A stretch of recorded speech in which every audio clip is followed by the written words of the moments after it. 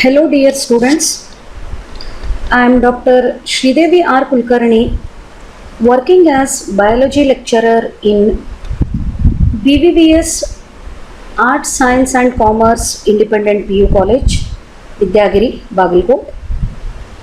And I am specially recording these biology videos for the purpose of NEET preparation, and the videos will be available in two formats, one with synopsis explanation of the biotopic of both first and second POC, and another with the multiple choice questions, particularly higher order thinking questions for the purpose of NEET preparation.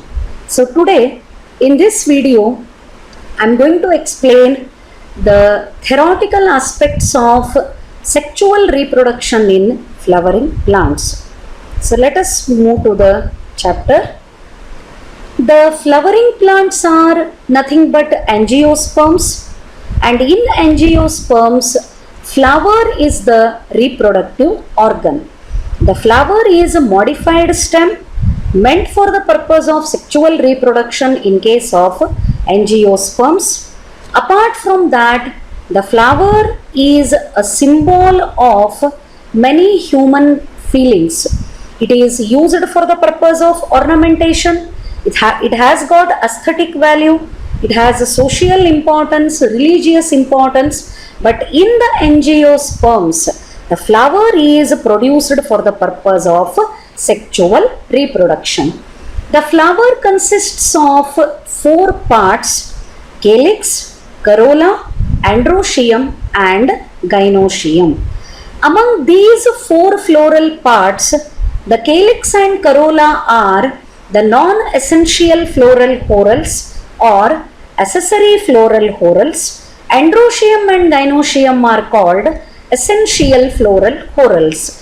Because calyx and corolla are not participating in the reproduction, hence they are non-essential. Androecium is male reproductive part of the flower. Gynoecium is female reproductive part of the flower. So both of them are involved in the reproduction. Hence they are essential floral whorls. And all these floral whorls are located on central axis called thalamus. So typical flower of angiosperm consists of calyx, corolla, androecium and gynoecium. The individual unit of the calyx is sepal, the individual unit of the corolla is petal, individual unit of androecium is stamen, and individual unit of gynoecium is pistil or carpel. Here, this is the typical stamen. Here you can see the bulged portion, anther. The tip of the stamen consists of anther. Stamen has got a long slender stalk known as filament. What is the condition of this anther in case of angiosperms? The stamen consists the bulged portion called anther. The anther is attached to the long stalk called filament. In angiosperms, the typical anther is bilobed, with each lobe having two theca, and it is referred as dithecous. The typical angiosperm anther is bilobed, each lobe is having two theca, and the term used for this explanation is dithecous. Anther is said to be tetragonal, having four-sided structure. Here in the diagram you can see the four-sided structure, hence it is referred as tetragonal, and the anther is referred as tetrasporangiate. What are the important terms to remember with respect to typical angiospermic anther? Bilobed, dithecous, tetragonal, and one more term is tetrasporangiate. Why the term tetrasporangiate? Because the two microsporangia are located in each lobe of the anther. Therefore, The total number of microsporangia are 4. Hence, the angiospermic anther is called tetrasporangiate. The microsporangia contains diploid mass of cells. They are homogeneous mass of the cells. They are diploid in condition, located in the center of microsporangia. This represents sporogenous tissue, and that sporogenous tissue undergoes microsporogenesis and gives rise to the development of the pollen grain or microspore. That is why the sentence here, the microsporangia develop further and become pollen sacs. Once the microsporogenesis is completed, entire sporogenous tissue is converted into pollen grain. Now the same structure is referred as pollen sac. They extend longitudinally all through the length of an anther and are packed with pollen grains. The microsporangia, it will be converted into pollen sac, and the pollen sacs are containing pollen grains. They are longitudinally extended throughout the length of anther. So this is about the structure of anther. Here in this diagram you can see the transverse section of anther. Here the microsporangia, this is lobe of the anther. In both the lobes you can see the two microsporangia. They are circular in outline. It is connected with the help of connective. Both the lobes are joined with the help of connective. When the single microsporangium is enlarged, it shows the presence of these structures.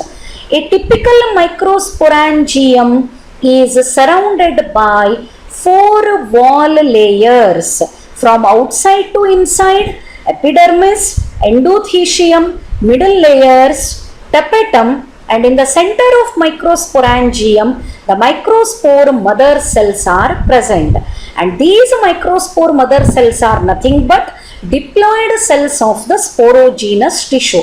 Epidermis and endothecium are single layered structures. They are protective in nature and also helps in dehiscence of anther. Below the endothecium, 2 to 3 layers of middle layers are present.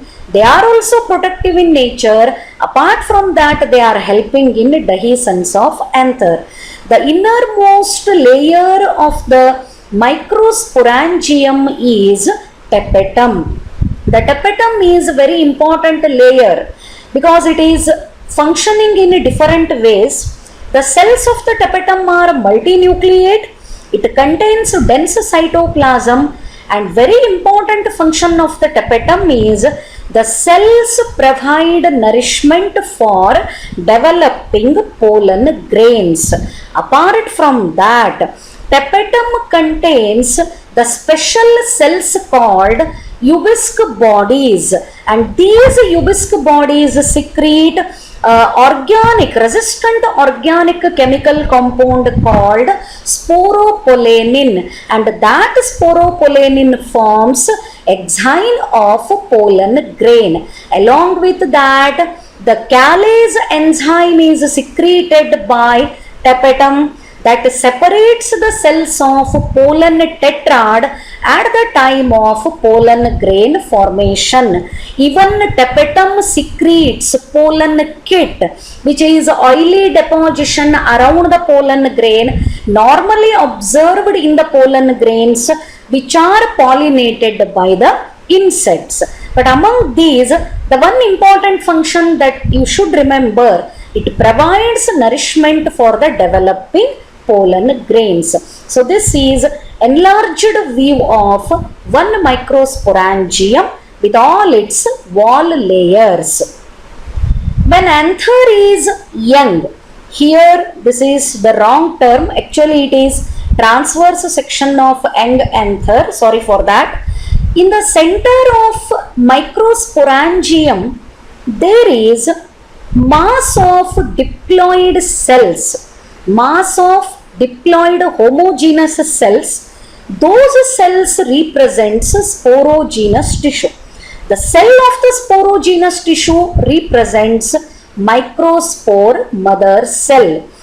One microspore mother cell, which is diploid in condition, it undergoes two meiotic divisions, meiotic 1 and meiosis 2.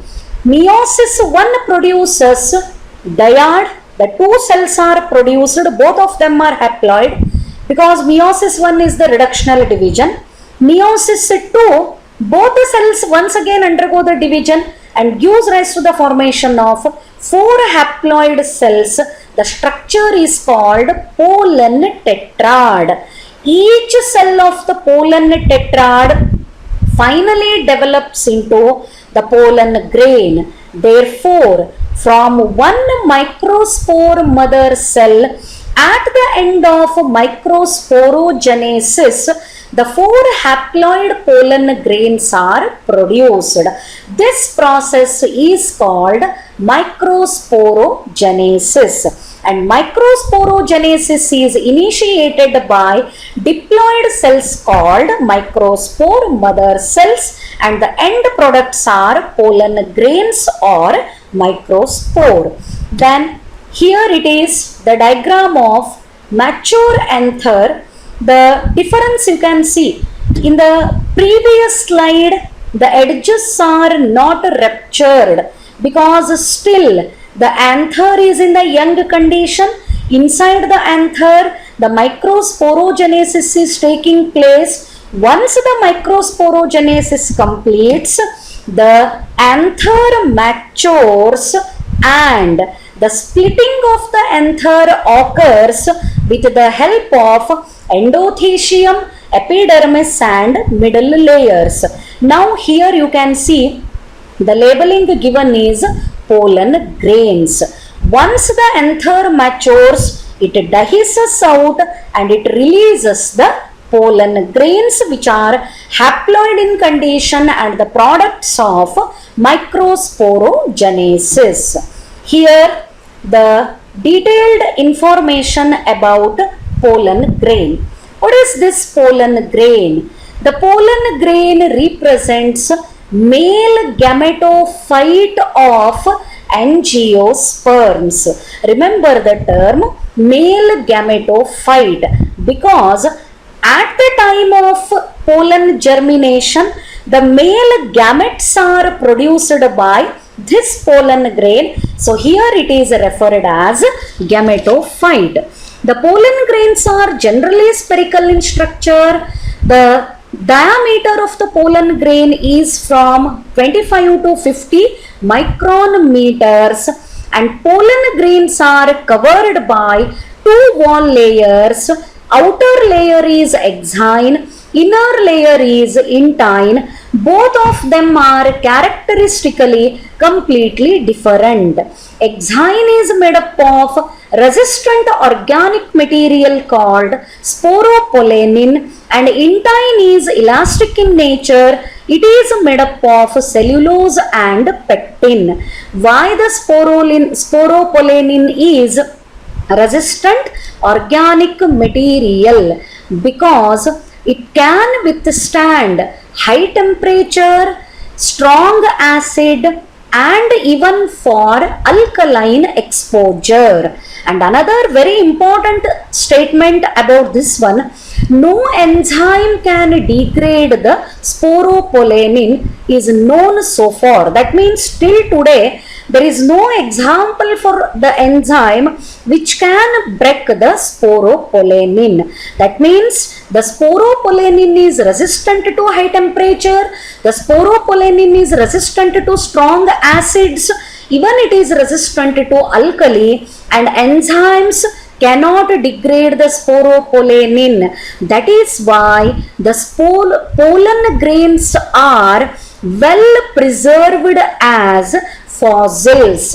What is the reason behind fossilization of pollen grains? For unlimited period of time, the pollen grains are preserved. They are observed during the excavation.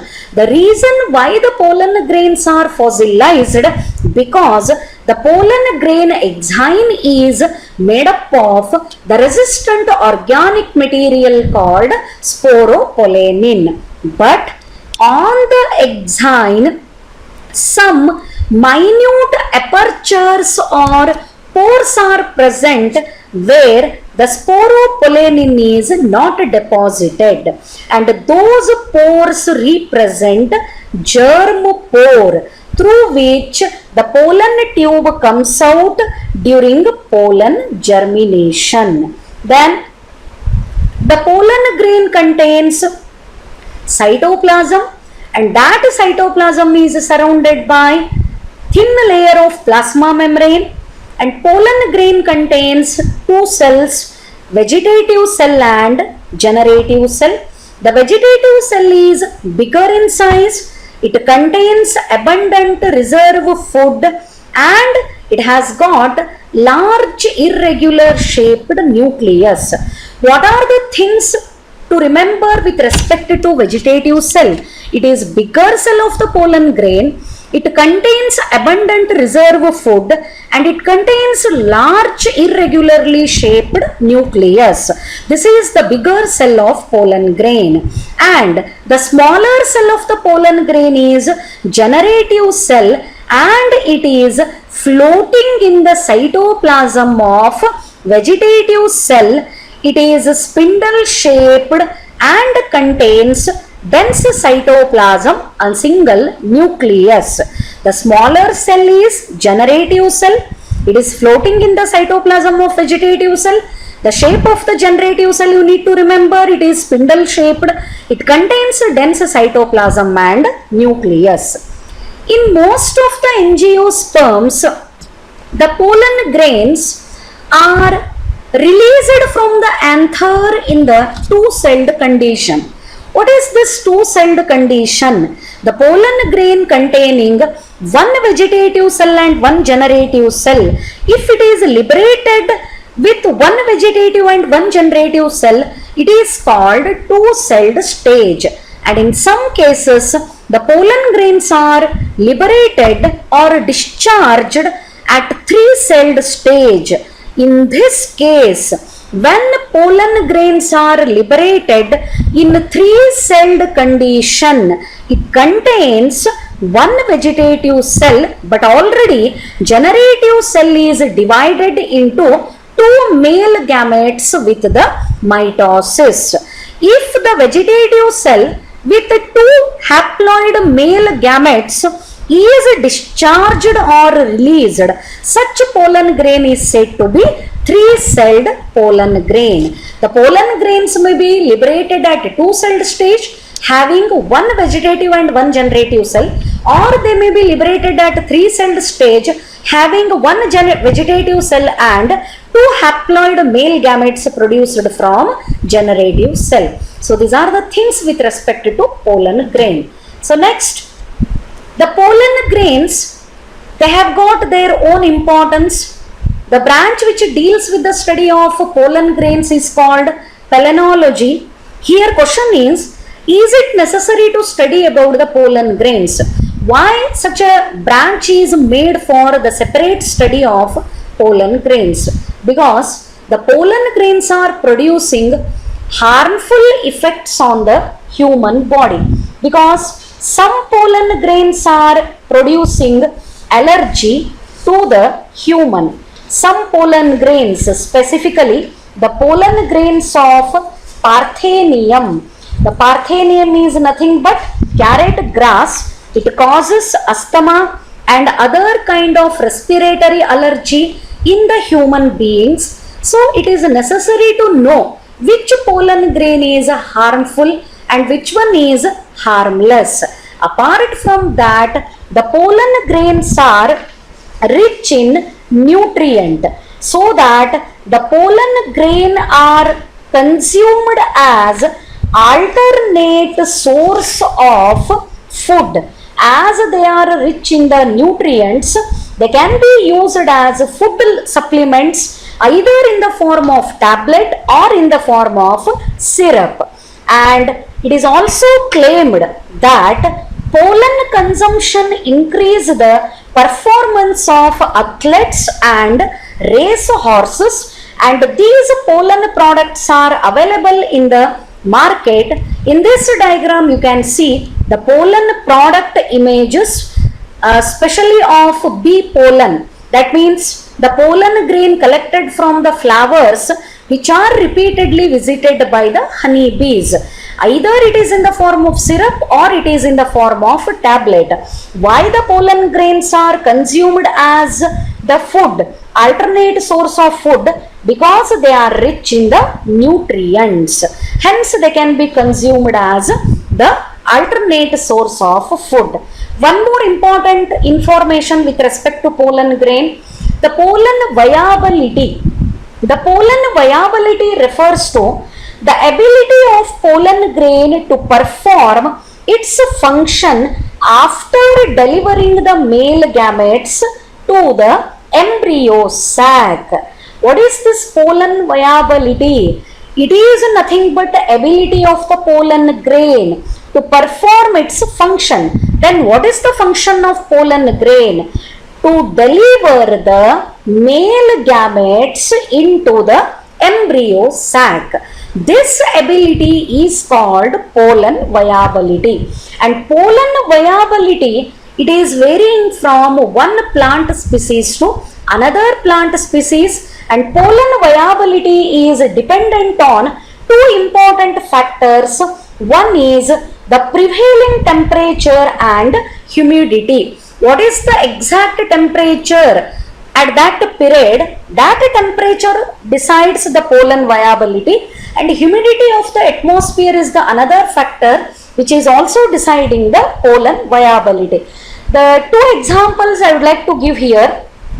The pollen viability in cereals such as rice, wheat, the pollen viability is only for 30 minutes. Within 30 minutes the pollen grains lose their viability, whereas in the members of family Rosaceae, Leguminosae and Solanaceae, the pollen grains remain viable for several months. That means the pollen viability may be for few minutes or it may be for several months after they are released from the anther. These are the things with respect to pollen grain. So here you can see the different diagrams. This is of typical pistil, this is with syncarpous pistil, apocarpous pistil, and this is the diagrammatic representation of anatropous ovule. What is this pistil? It is individual unit of gynoecium, and gynoecium is the female reproductive part of flower. The gynoecium individual unit is called pistil or carpel, and here the gynoecium may be monocarpellary or it may be multicarpellary. Monocarpellary gynoecium with single pistil, multicarpellary gynoecium with more than one pistil. And two more important terms here, syncarpous. Pistils are fused in condition. In the diagram the example shown is papaver, and when the carpels or the pistils are free in condition, it is apocarpus, and the diagram shown is of Michaelia. The standard or the typical pistil consists of three important parts: stigma, style and ovary. Here stigma, it has got a sticky surface. It serves as a landing platform for pollen grains. That means it receives the pollen grains during pollination. Style is elongated slender part present below the stigma, within which the pollen tube grows. And ovary is basal bulged part of the pistil. Inside the ovary, the small compartments are present called locule or ovarian cavity, which contains the tissue called placenta, from which the ovule or megasporangium arises. So here is the structure of ovule, or it is also known as megasporangium. What are the different parts of ovule? So here in the diagram you can see the all parts of ovule. The stalk of the ovule is called funicle. The junction between funicle and the ovule is called hilum. The ovule is surrounded by two protective coverings or envelopes called integument, outer integument and inner integument. Below the inner integument, the mass of nutritive tissue is present. It is called nucellus.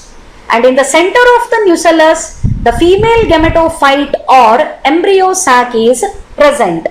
The chalaza represents basal part of the ovule. It is present opposite to the micropyle, and the micropyle is the small opening where both the integuments are not joined with each other, and that micropyle leads to micropylar pole. So all these are the structural details with respect to gynoecium and the megasporangium or ovule. And in the diagram you are observing about anatropous ovule. So here it is the developmental stage of embryo sac, how the female gametophyte or the embryo sac develops inside the ovule. The process of development of functional megaspore is representing megasporogenesis.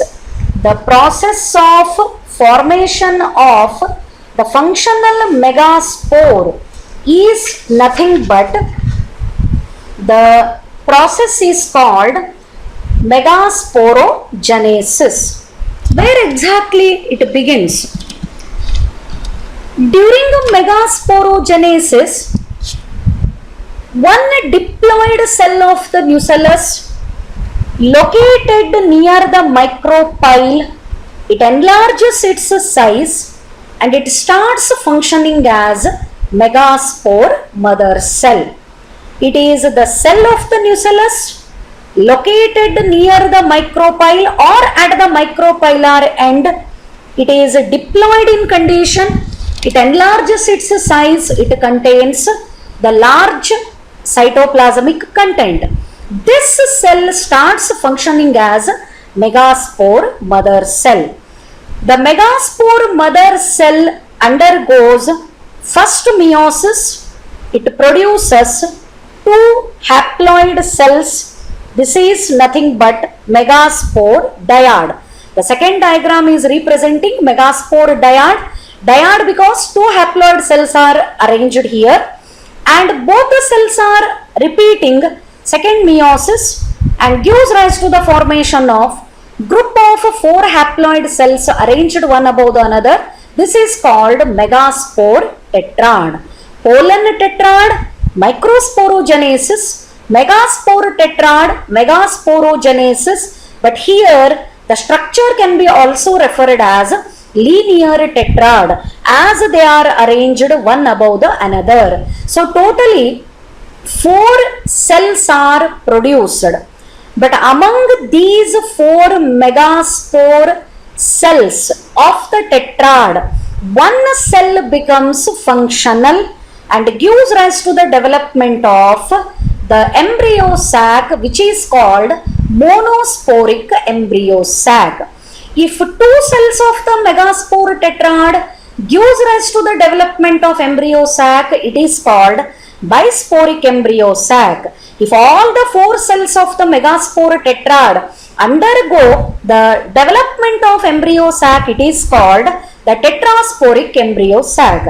But in our PU syllabus, the mentioned method is monosporic development of embryo sac. In this case, only one cell of the megaspore tetrad, it becomes functional and gives rise to the formation of the female gametophyte or embryo sac. Hence the development is monosporic. Then what happens? The nucleus of functional megaspore, it undergoes free nuclear divisions. The term is very important. That means only nucleus is undergoing repeated mitotic divisions, because it has to keep the same chromosome number, and these divisions are free nuclear divisions. What is the meaning of free nuclear division?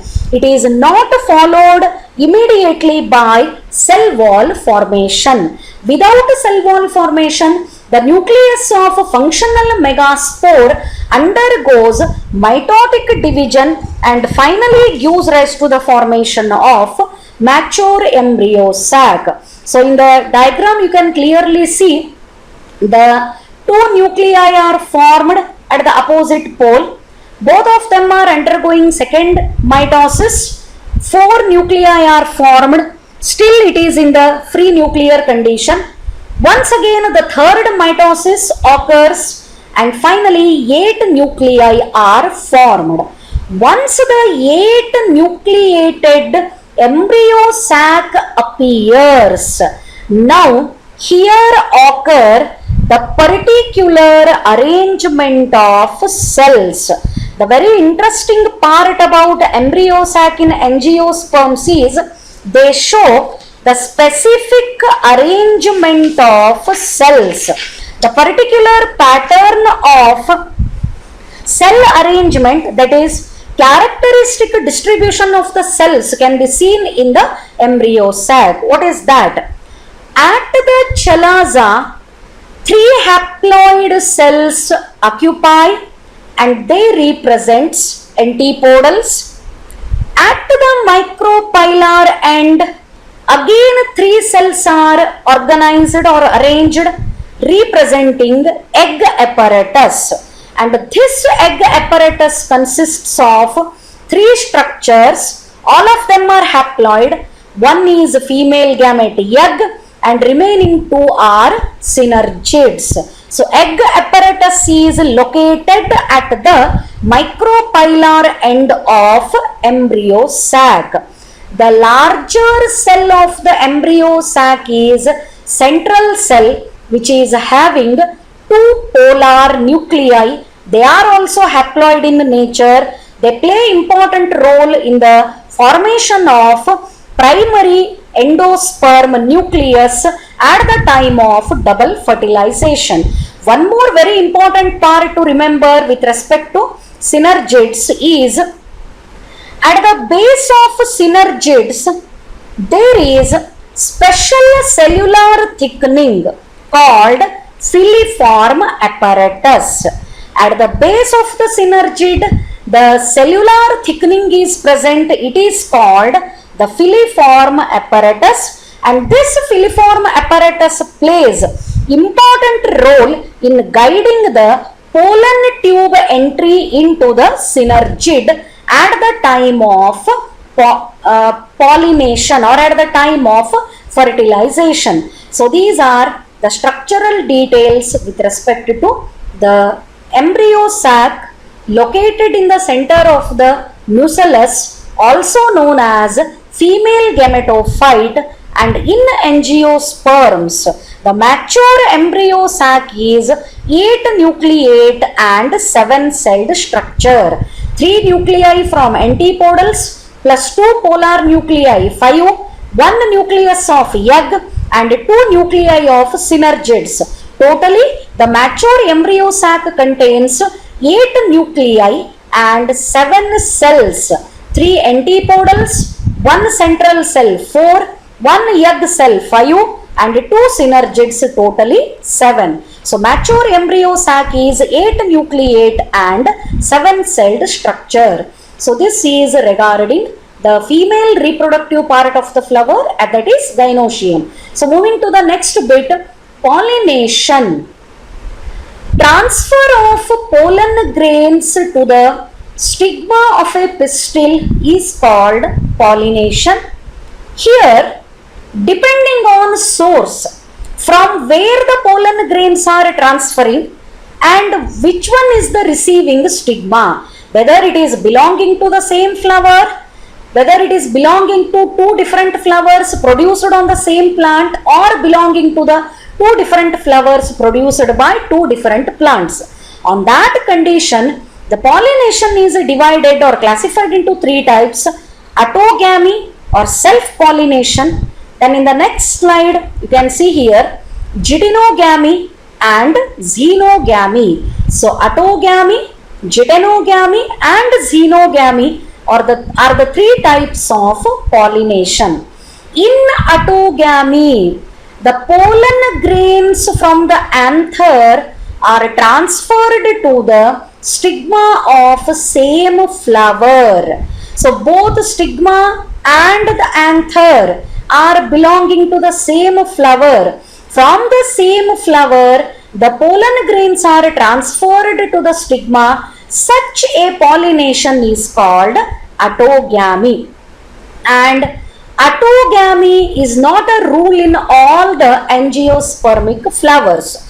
To execute the autogamy, some conditions of the flower are required, such as synchronization in the maturity of the stigma and anther. That means when anther releases the pollen grains, stigma should attain the maturity to receive the transferred pollen grains. The receptivity ability should be there for the stigma to receive the pollen grain and to support the pollen germination. This is nothing but homogamy. The synchronization in the maturity of stigma and anther supports the autogamy. Then, if the stigma and anther are lying close to each other, if they are arranged very close to each other, that also supports autogamy. And another condition, there is no choice at all. Without autogamy, there is no other pollination is possible in the cleistogamous flowers. The cleistogamous flowers are growing on the root. They don't get the sunlight. As a result, they do not open at all. When flower is not at all blooming, there is no question of receiving the pollen grains from other species. Definitely, it is undergoing autogamy without any choice. Apart from that, even though flower is in the closed condition, another condition supporting is the anther and stigma lie close to each other.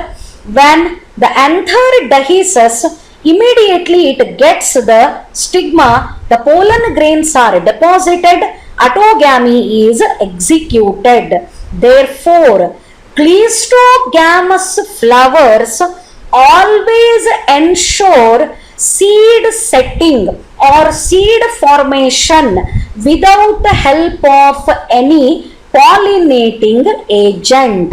If the pollinating agent is not available, in some cases the pollination may not takes place, but that is not the problem for cleistogamous flowers. As they are in the closed condition, the pollination occurs within the flower and there will be no problem with the seed setting even in the absence of pollinating agents. So this is about the autogamy. So here you can see the two more types of pollination, geitonogamy and xenogamy. Geitonogamy, transfer of pollen grains from anther of one flower to the stigma of another flower. That means here the pollination is occurring between two flowers, but both the flowers are developed on the same plant. Both the flowers are produced on the same plant, but pollen grains from one flower are transferred to stigma of another flower. Therefore, Geitonogamy functionally represents cross pollination, but it is similar to the autogamy as it is not bringing any genetical variations. Genetical variation is not possible because two flowers are involved in the process, agreed, but both the flowers are belonging to the same plant, so that genetical constitution remains same, but geitonogamy requires pollinating agents because pollen grains from one flower are transferring to the stigma of another flower.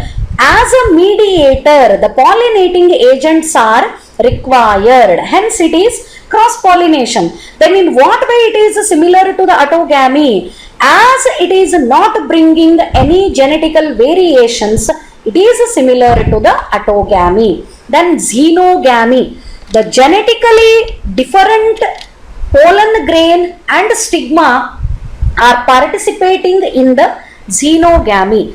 Transfer of pollen grains from anther to the stigma of different flowers. Here they are born on two different plants. They are developed on two different plants. Pollen grains of one flower are transferred to the stigma of another flower. Both of them are produced by two different plants. This process is called xenogamy, and here it is 100% dependent on the pollinating agents, because pollen grains must be transferred from one flower to another flower. Somewhere it is developed on another plant, and it is also bringing the genetical modifications. So these are the three types of pollination, and here the xenogamy or cross pollination, it is dependent on some conditions of the flower. They are all referred as outbreeding devices.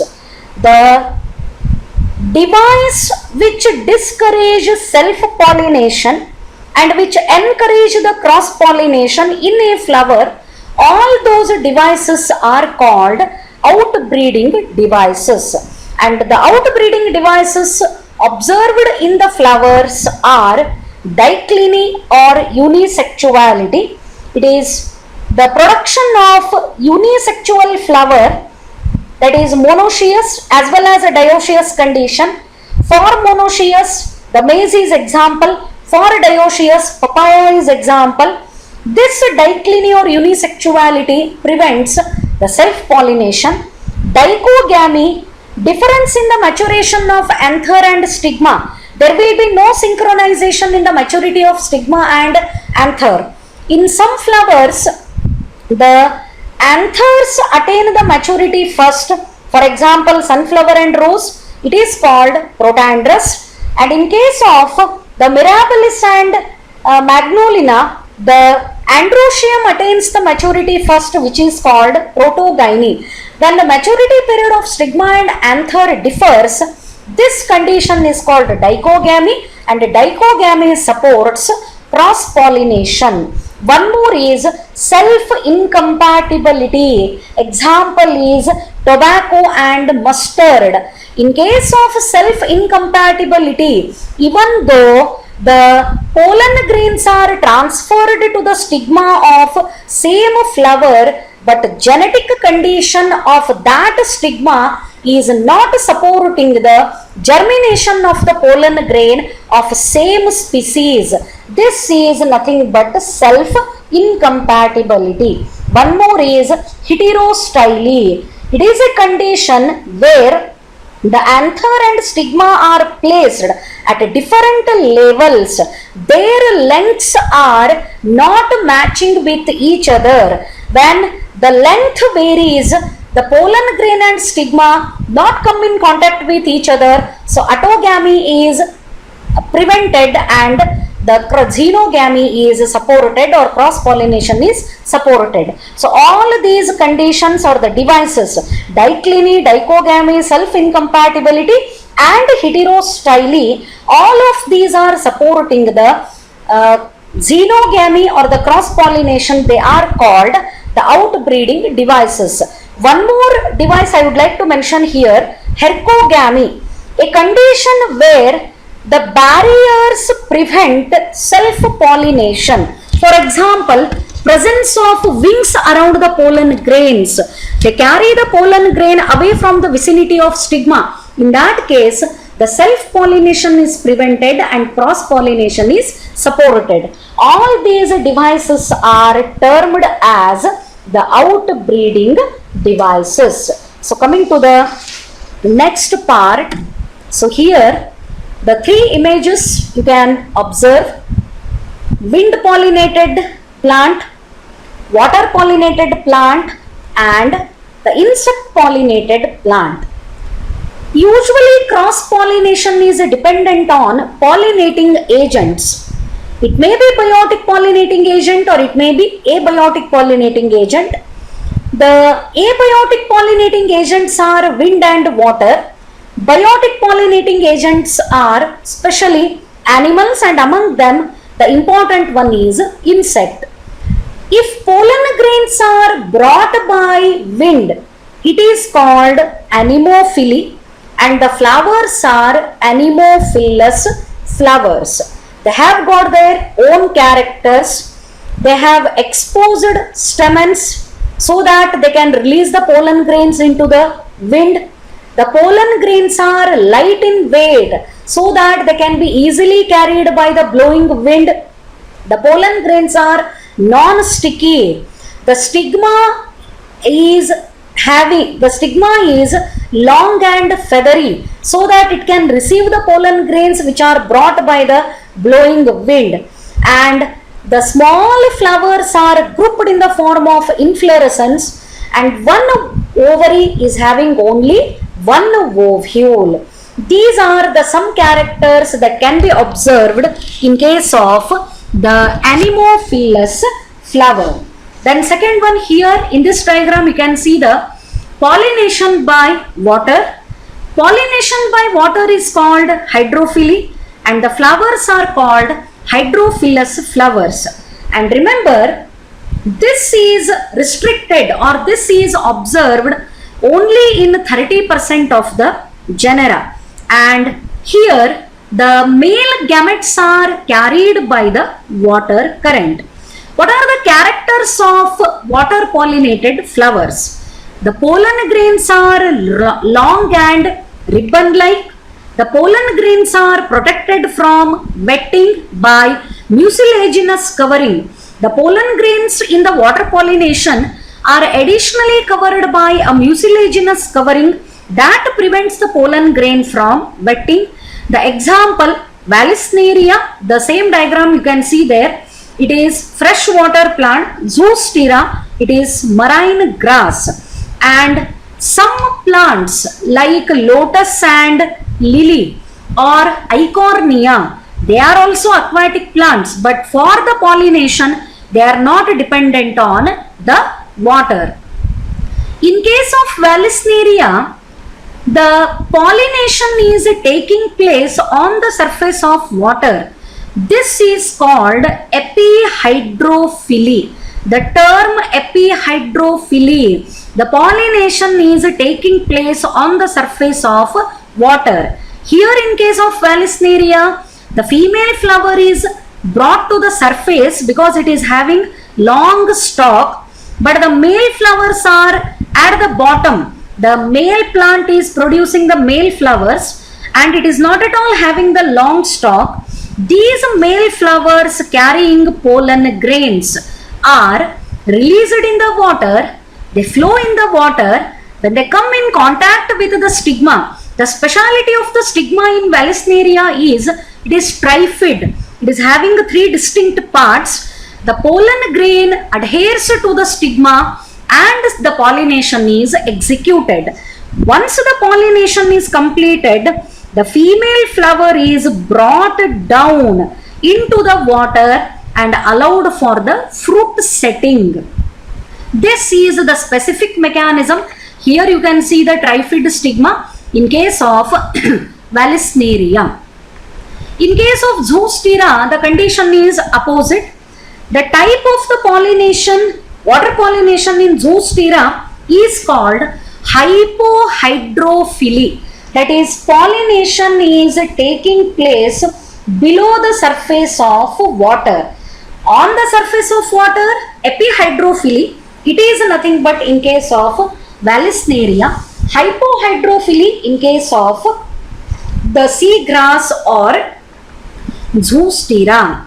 Then one more diagram, pollination by insect.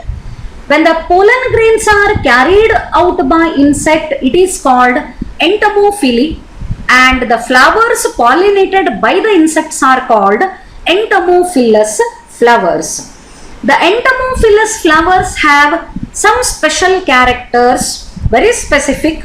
Flowers are large in size. They are very colorful, having bright colors. They are attractive so that they can attract the insect. They have got fragrance. They are rich in nectar. In search of nectar only, the insects visit the flower. Pollen grains are sticky. When insect sits on the flower, the pollen grains adhere to the insect body parts. For that purpose, the entomophilous flowers are always producing the sticky pollen grains.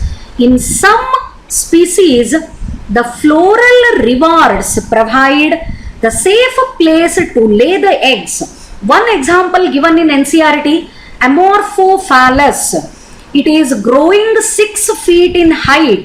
Inside that flower, number of insects are laying the eggs. The flower is providing safe place for laying the eggs. In turn, these insects are pollinating. So mutualism, both of them are benefited. Some flowers, to attract the insect, they are producing foul odor. To attract the insect, especially the insects like flies and beetles.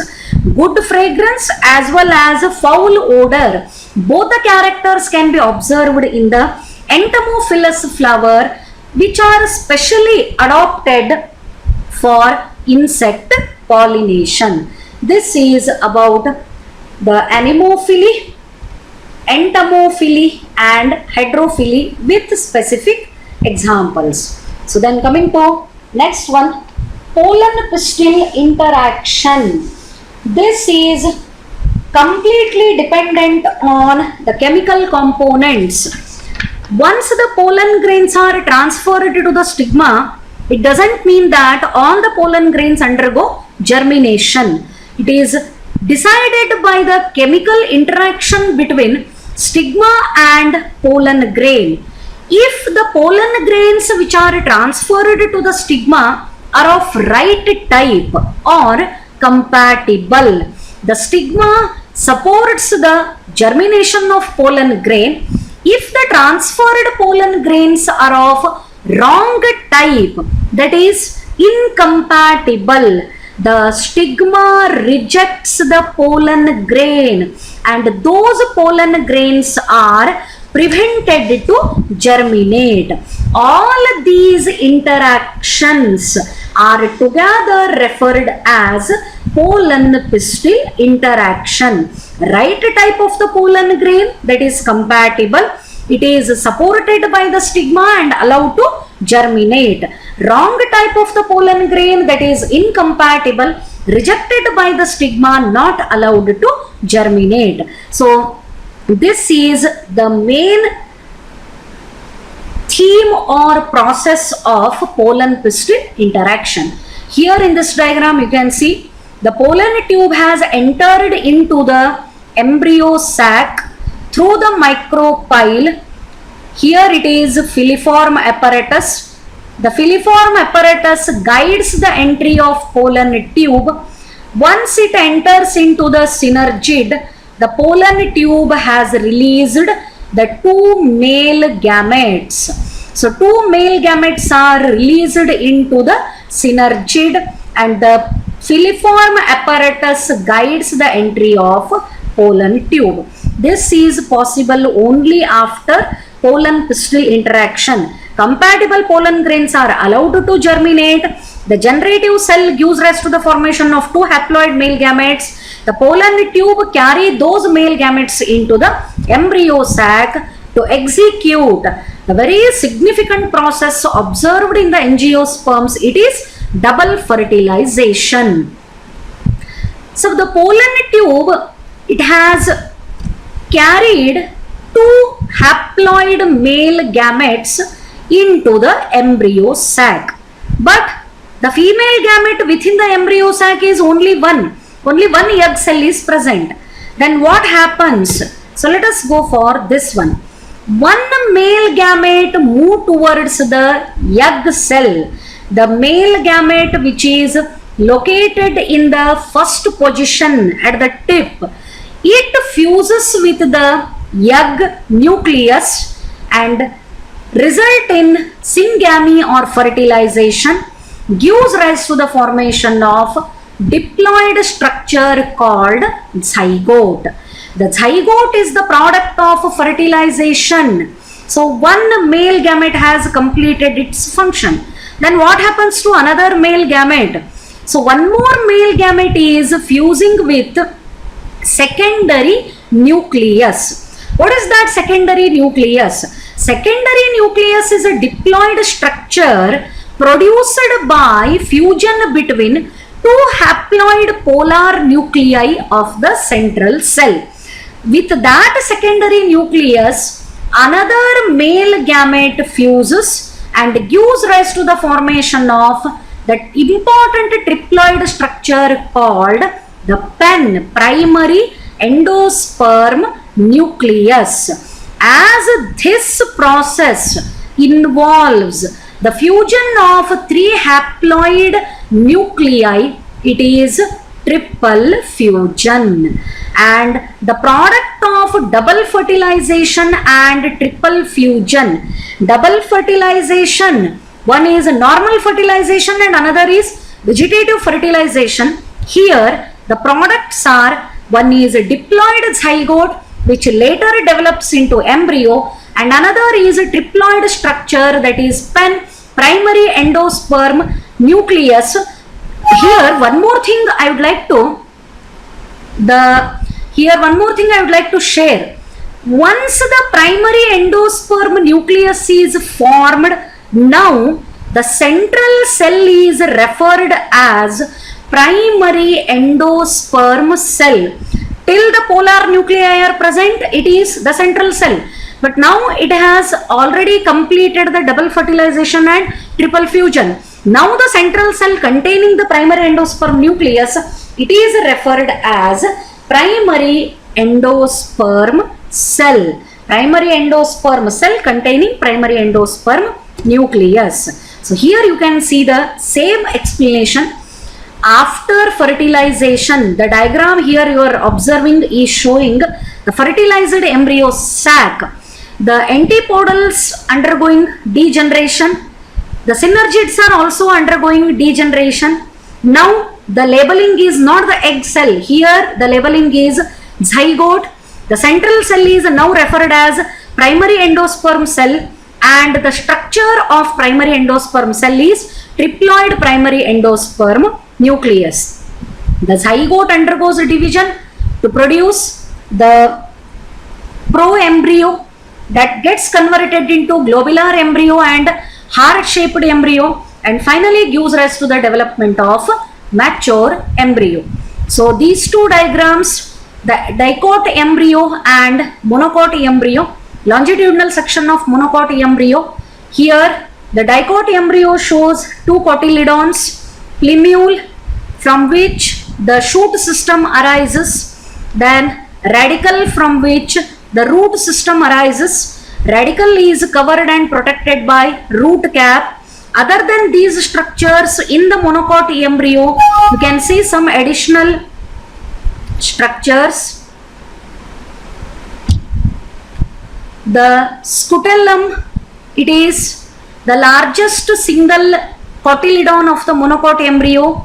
The shoot apex is surrounded by young undifferentiated group of the leaves called coleoptile. Disappearing cotyledon is called epiblast. The radical is covered by undifferentiated structure called coleorrhiza, both radical and root cap. These are the specific structures. Scutellum, epiblast and coleorrhiza are observed only in the monocot embryo. So once the fertilization is completed, the ovule gets transformed or converted into seed and integuments develop into seed coat, ovary develops into fruit and wall of the fruit is called pericarp. The seed may contain endosperm. After the complete development of embryo, it is albuminous seed or endospermic seed. If the seed is without endosperm, it is a non-albuminous or non-endospermic seed. Sometimes the seed contains the remnant of nucellus, it is called perisperm in case of black pepper. The fruits may be produced without fertilization. They are called parthenocarpic fruits. In angiosperms, the fruits are the product of fertilization. But sometimes in case of apple and strawberry, the fruits are produced without fertilization. They are called the false fruits and wall of the fruit is called pericarp. So moving to the last bit of this chapter, apomixis and polyembryony. Some of the special mechanisms that we can observe in case of angiosperms. In angiosperms, without fertilization, the seeds are produced. It is called the apomixis.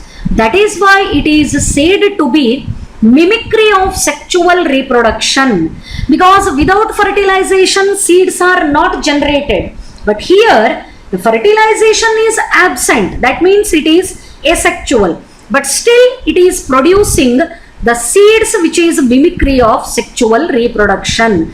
It is a form of asexual reproduction because the fertilization is absent. And why it is said to be mimic of sexual reproduction? Because it is producing the seeds. There are several ways of development of apomictic seeds. In some species, the diploid egg cell is formed without reduction division and develops into embryo without fertilization. In many citrus and mango varieties, some of the nucellar cells, which are diploid, surrounding the embryo sac start dividing and protrude into embryo sac and develop into embryos. In such a species, each ovule contain many embryos. They may be developing from the cells of the nucellus, and this condition is called polyembryony. Occurrence of the phenomenon of occurrence of more than one embryo in a seed is referred as polyembryony. Occurrence of more than one seed in the embryo is polyembryony. Formation of seeds without fertilization is apomixis. Development of the fruits without fertilization is parthenocarpic fruits. Like that, one more definition in first chapter, development of new organisms from the female gamete without fertilization is parthenogenesis. Then finally, hybrid varieties of several of our food and vegetable crops are being extensively cultivated, and cultivation of the hybrids has tremendously increased the productivity. With the help of this polyembryony and apomixis, the hybrid superior varieties are produced. So this is about the theoretical explanation of sexual reproduction in flowering plants. One thing I would like to share, whichever is the competitive exam, whether you are appearing for Karnataka CET, JEE or NEET. So first go through the detailed theoretical aspect. Don't neglect the NCERT syllabus. You go through the NCERT syllabus, you read the chapters completely, all PCMB. I am not telling only biology, all the PCMB, and make sure that you are very perfect in the theory. Then you can attempt the questions and try to attempt as much as number of questions are possible. Then go for higher order thinking questions, because questions are based on the definitions. Then reasoning question, true or false, match the following, fill in the blanks, diagram based questions, reasoning questions, assertion and reasoning. So for these type of questions, the proper theory knowledge is very important. So go through the NCERT book as well as other NEET preparation books. I am not telling that only NCERT is sufficient, but NCERT, 70% of NCERT answers, 70% of the questions can be answered with the help of NCERT theory. So it is request that you go through NCERT syllabus also. Don't neglect this. I hope it is clear. Thank you very much.